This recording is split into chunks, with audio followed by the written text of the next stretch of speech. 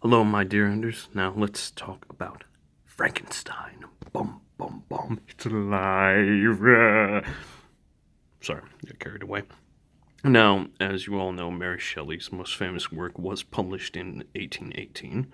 Now, the spawn of Shelley's work came from a nightmare she had when she was on a sleepaway trip with her husband, another poet by the name of Shelley, and, of course, Lord Byron, fellow poet. But that nightmare produced one of the most iconic characters in literature.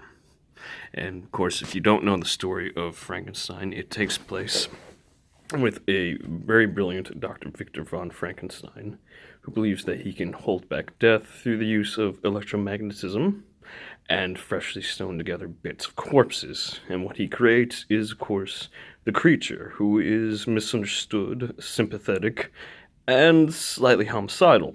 Now, as a boy, I read Frankenstein, and I really sympathized with the creature.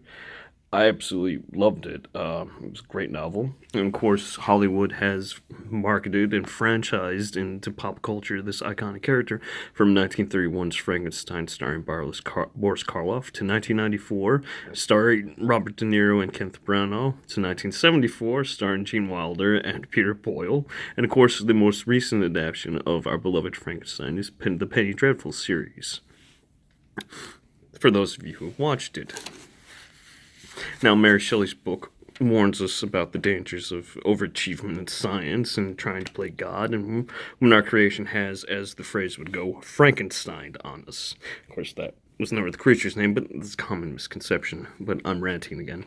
So write down the brass tacks. Enders, you, yes, you, are the last living descendant of Victor von Frankenstein. You have the good doctor's journal. And you have the itch and will to create your own personal creature. Because you believe that you can perfect your great-great-grandfather's work. You can make it better with all the modern advancements in technology today. Isn't this idea exciting? But remember, there's always consequences when we try to play God. Always, my dear Enders. Now, better review your great-great-grandfather's journal. I hope you have an assistant to help you rob the graves.